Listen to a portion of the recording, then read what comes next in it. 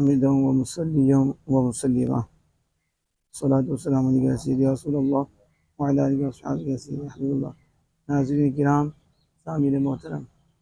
اللہ جل وعلا کو دو جہاں کی خوشیاں عطا فرمائے، دین مدین کو سیکھنے، اس پہ عمل کرنے اور آگے پھیلانے کی توفیق عطا فرمائے، ہمارے ایمان، ہمارے عقیدے کی حفاظت فرمائے، ہر شریر اور ہر شر، ہر فتنہ پرور اور ہر فتنے سے مالک مامون و محفوظ فرمائے۔ اللہ جل وعلا فرماتا من ذا الذی یشفع عنده الا باذنہ، کون ہے جو سفارش کرے اس کے ہاں مگر اس کے اذن سے، اس کی اجازت سے۔ اس سے پہلے کہ میں اپنے موضوع کی طرف چلوں جو میرا موقف ہے اور ہم اہل سنت جماعت کا موقف ہے، آپ تمہیدی گفتگو سماعت فرمائیں انشاءاللہ تعالی، کیونکہ ہمارا طریق مختصر سا وقت ہے۔ مختصر سے وقت میں ہم نے ایک کلپ دینی ریکارڈ کروانا ہوتا ہے جس سے ہماری اور امت کی بہتری ہو۔ اگر آپ تفصیلاً اس کو سننا چاہتے ہیں تو ہمارے یوٹیوب اور فیس بک میں سرچ کریں تو شبہات کے بارے میں آپ کو تفصیلاً ویڈیو مل جائیں گی۔ ایک طبقہ ہوا ہے معتزلہ اور ایک آج کے دور میں خارجی، یہ دو طبقے ہیں، اور یہ دونوں طبقے اس چیز کے قائل ہیں کہ جس نے گناہ کیا ہے اور ادھر توبہ کیے بغیر وہ مر گیا ہے تو اسے سزا ضرور ملے گی۔ کافر کی تو پکی بات ہے کہ کافر تو جہنم میں رہنا ہے اور وہ ہمیشہ جہنم میں رہے گا، وہ جنت میں نہیں آ سکتا۔ اور یہ کہتے ہیں کہ مومن جو ہے جس نے نماز چھوڑی، نماز نہیں پڑھی، نماز ترک کی، روزہ ترک کیا، دیگر جو اس کے اوپر اللہ کی طرف سے احکام لاگو تھے اس نے اس میں کوتاہی کی ہے، اسے سزا ضرور ملے گی، اور کسی کی سفارش اس کے حق میں کوئی فائدہ نہیں دے گی، حتیٰ کہ امام الانبیاء صلی اللہ علیہ وسلم کی سفارش بھی اس کے حق میں کوئی فائدہ نہیں دے گی۔ اور وہ کہتے ہیں کہ نبی اکرم صلی اللہ علیہ وسلم کو کوئی سفارش حاصل ہی نہیں، یعنی اللہ نے نہ شفاعت بالاذن آپ کو دی ہے، نہ اللہ نے آپ کو شفاعت بالمحبت دی ہے، نہ اللہ نے آپ کے لیے شفاعت بالوجاہت ہے، یعنی شفاعت کی جتنی بھی قسمیں ہیں وہ آپ صلی اللہ علیہ وسلم کے لیے کوئی نہیں۔ ہاں، معتزلہ میں اتنا فرق ہے کہ معتزلہ کے جو نیک لوگ ہیں ان کے لیے آپ صلی اللہ علیہ وسلم کی سفارش مانتے ہیں کہ آپ کی سفارش سے ان کے درجے بلند ہوں گے، وہ اتنا مانتے ہیں۔ لیکن جو خارجی آج کل کے دور میں ہیں ان کو یوں سمجھ لو کہ جو نعوذ باللہ من ذالک اہل بیت اطہار کے دشمن ہیں، تو اور وہ نماز کے متعلق بھی کہتے ہیں کہ جس نے نماز جان بوجھ کے نہیں پڑھی وہ کافر ہو گیا، ان کا یہ فتویٰ کفر کا بھی ہے۔ اور یہ لوگ اس بات کے قائل ہیں کہ نبی اکرم صلی اللہ علیہ وسلم کچھ بھی نہیں کر سکتے، اور قیامت کے دن کیا وہ یہاں ہی کہتے حضور بے بس تھے، بے کس تھے، اور قیامت کے دن کیا کرنا ہے آپ نے، بس ہر ایک نے اپنے عملوں سے جنت میں جانا ہے، اور جس نے جو خدائی کی ہے اس نے سزا بھگتنی ہے، کیونکہ اللہ نے جو فرما دی ہے۔ اب یہ مین جو چیزیں آپ کے سامنے رکھی ہیں وہ آپ ذہن میں رکھیں، یہ جتنی بھی آیات کریمہ پڑھتے ہیں نا، جتنی بھی آپ اس کا سیاق و سباق پڑھیں گے نا، اسے پس منظر بھی پڑھیں گے آپ تو آپ کو پتہ چلے گا یہ کافروں کے بارے میں ہے، یعنی پڑھیں گے وما هم بخارج من النار، وہ جہنم سے نکلنے والے نہیں، تو جو جہنم سے نکلنے والے نہیں تو اس سے پیچھے دیکھو اللہ پاک میں وہ کافر ہیں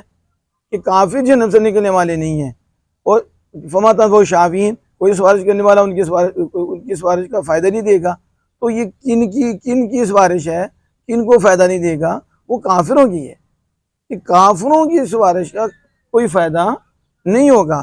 اور قیامت کے دن کوئی سفارش کام نہیں آئے گی، کوئی بے کام نہیں آئے گی، جتنا مرضی وہ مال دے لیں، سونا بھر زمین وہ دے دیں، ایمان کی ایک شک کا جو انکار کیا تھا اس کا بدلہ بھی نہیں بن سکتی، تو وہ بھی کافروں کے بارے میں کہ کافر اپنی جان چھڑانے کے لیے ادھر جو وہ اللہ عز و جل کا انکار کرتے یا اللہ کے محبوب کا کرتے، یا محبوب کے ساتھ محبوب جو چیزیں لے گئے ان میں سے کسی ایک شک کا قدر کا انکار کرتے کہ وہ قدر کوئی نہیں، تقدیر کوئی نہیں، ملائکہ کوئی نہیں، فرشتے کوئی نہیں، یا پھر قرآن میں تحریف کے قائل ہوتے، یا پھر بے ادب ہوتے، گستاخ ہوتے۔ یہ لوگ جو ہیں یہ زمین بر سونا بھی دے دیں تو ان کی جان نہیں چھوٹے گی، کوئی سفارش ان کو فائدہ نہیں دے گی، کوئی انہیں اللہ کے عذاب سے نہیں بچا سکے گا۔ اب یہ آیات کریمہ جتنی بھی آپ کو ملیں گی یہ کفار کے بارے میں ملیں گی کہ کفار کو سفارش کا کوئی فائدہ نہیں، اور وہاں کفار کا کوئی سفارش ہی نہیں ہوگا، کوئی انہیں نہیں بچا سکے گا، اس سے جہنم سے نہیں بچا سکے گا۔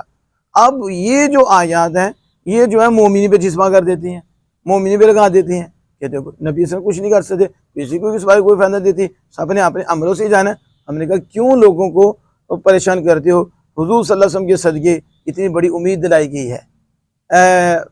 کہہ دو محبوب میرے بندو، اے میرے غلاموں جنہوں نے اپنی جانوں پہ ظلم کیا ہے، اللہ کی رحمت سے نا امید نہ ہونا۔ ان اللہ یغفر الذنوب جميعا، اللہ تو بے شک سارے گناہ معاف کر دیتا ہے، جمیعاً۔ ان اللہ لا یغفر ان یشرک بہ، اللہ کافر کو نہیں بخشتا، خود فرما رہا ہے وَیغفر ما دون ذلک لمن یشاء، اور اس کے علاوہ جس سے چاہے اللہ بخش دیتا ہے۔ اب یہاں تو اہل سنت جماعت علماء کہتے ہیں ایمان لے کے چلا گیا نا، ایمان لے کے چلا گیا، بس ایمان لے کے چلا گیا تو ایمان اس کی نجات کے لیے کافی ہے۔ اگلی باتیں ہیں کہ سزا ملے گی یا نہیں ملے گی، وہ اگلی باتیں ہیں، لیکن کامیابی پانے کے لیے، فلاح پانے کے لیے اتنا کہ اسے جہنم سے دائمی طور پر چھٹکارا مل جائے، اس کے لیے ایمان لے کے جانا کافی ہے کہ وہ ایمان لے کے چلا جائے۔ اب جب ایمان لے کے چلا جائے، آگے ہے کہ اس کے معاملات کیسے تھے، اس کا عمل کیسا تھا، اس کا کردار کیسا تھا۔ اب اگر اس کے کردار میں کمی ہے تو اس کے متعلق اہل سنت جماعت کا موقف ہے کہ اللہ چاہے تو بغیر سزا دیے محض اپنے فضل سے اسے بخش دے، اسے توبہ بھی نہیں کی، گناہ گار ہے، کیونکہ اللہ بخود فرما رہا ہے وہ شرک کے علاوہ جس سے چاہے بخشے، یہ تو آیت کریمہ ہے۔ تو اب وہ مالک ہے، مالک نے کسی سے پوچھ کے بخشنا ہے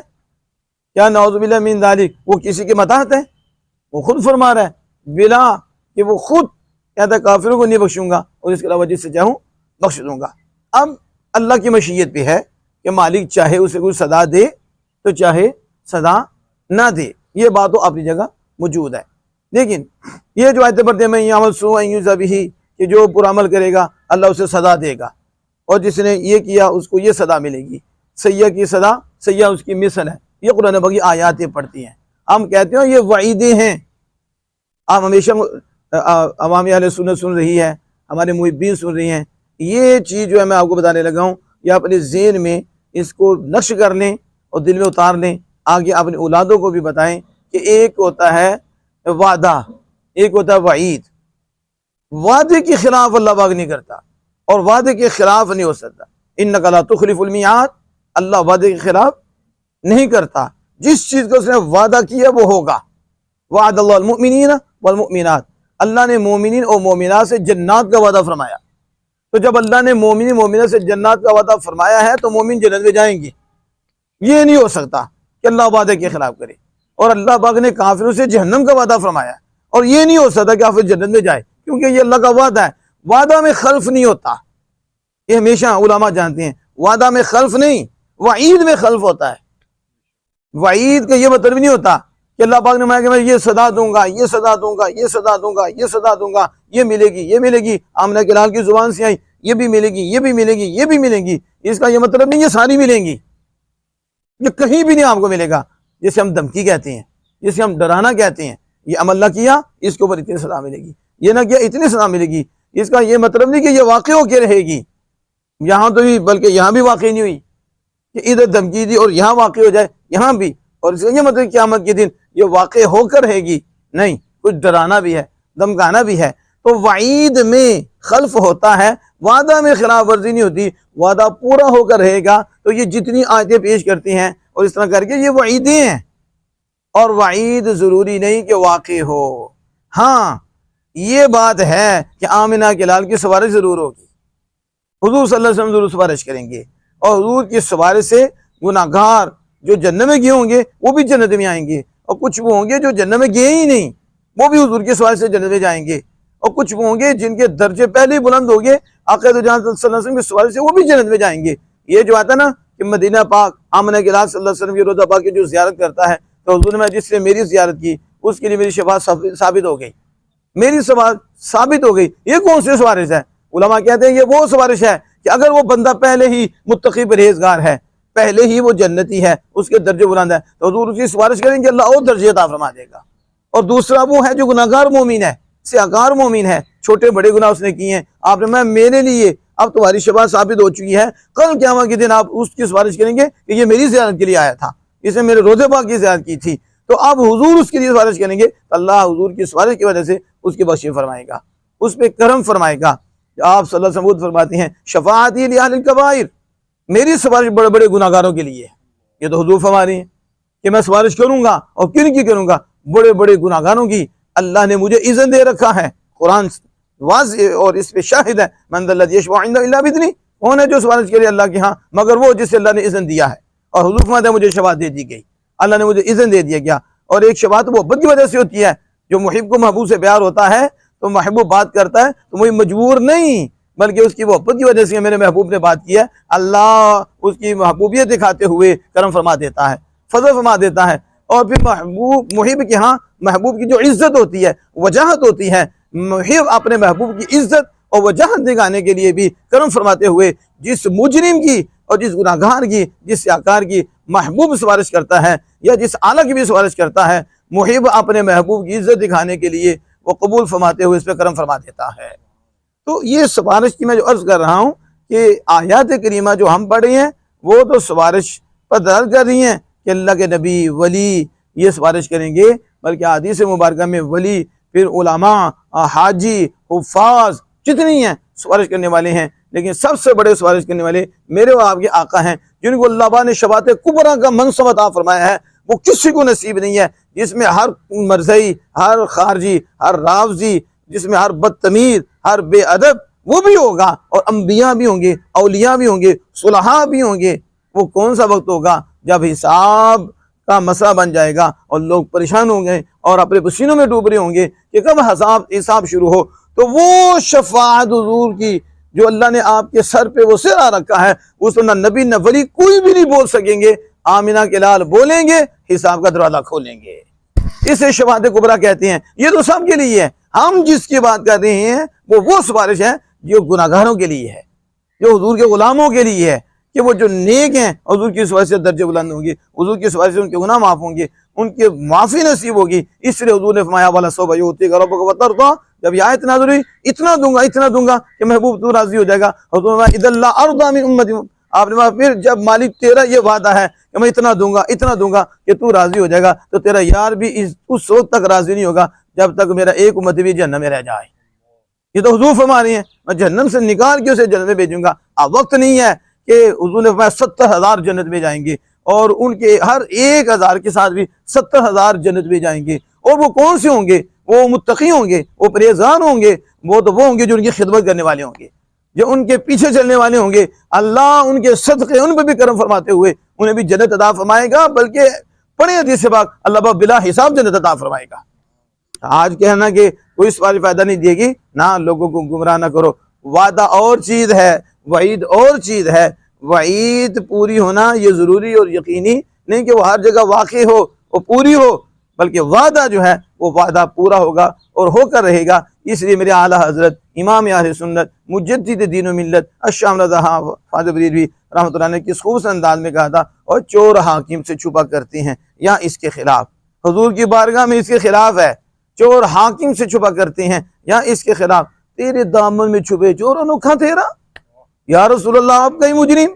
آپ کی اطاعت نہ کرنے والا ہے، آپ سے محبت کرنے والا، کمیاں کوتاہیاں ہو گئی، آج آپ کے دامن میں آتا ہے اور پناہ پاتا ہے۔ لوگ حاکم سے چھپتے ہیں، لوگ آپ کے دامن میں جاتے ہیں، آپ دامن میں چھپاتے ہیں، اللہ بکرم فرماتا ہے اور ان سے عذاب اٹھا دیتا ہے، ان کے لیے اپنے رحمت کے دروازے کھول دیتا ہے اور بتاتا ہے یہ میرے محبوب جن کے لیے تو میں نے سارا کچھ بنایا ہے، اور انہی کی شان دکھانے کے لیے یہ سارا معاملہ فرمایا ہے۔ هو الحبیب الذی ترجى شفاعته لكل حول من الاحوال مقتحم۔ امام بصیری بولے وہ تو وہ حبیب ہیں جن کی شفاعت کی امید کی جاتی ہے، کب؟ جب ہولناکیاں ہوں گی، جب بندے گھبرا رہے ہوں گے، اللہ کا جلال ہوگا، ایسا موقع ہوگا، اس وقت جس کی طرف توجہ ہوگی وہ میرے اور آپ کے آقا ہوں گے، اور امید ہوگی آج حضور اپنے وہ ید اللہ والے ہاتھ اللہ کی بارگاہ میں اٹھائیں گے، اور حضور وہ زبان جس پہ اللہ کا کلام آتا تھا، وہ ینطق عن الہوا کی زبان ہلائیں گے، حضور ہلاتے جائیں گے، اور گناہگار جنت میں جنت پاتے جائیں گے۔ اس لیے حضرت محترم مختصر سے وقت میں میں نے یہ آپ کے سامنے رکھا، ہمیشہ ذہن میں رکھیں جو شفاعت کا منکر ہے وہ گمراہ ہے، اور یہ قطعی اور یقینی یہ اجماعی مسئلہ ہے کہ شفاعت حق ہے اور اللہ نے اپنے محبوب کو دے رکھی ہے، اور محبوب کی سفارش سے یہ کرم ہوں گے، اور اس کے تحت محبوب کے غلام نبی انبیاء درجہ بدرجہ یہ بھی سفارش کریں گے۔ اللہ جل وعلا ہمیں اس عقیدے پہ قائم و دائم رکھے، اور ہر گھڑی ہر لمحہ اپنے محبوب کی اطاعت کا نور اور فرما برداری کا نور اسے عام کرنے کی توفیق عطا فرمائے۔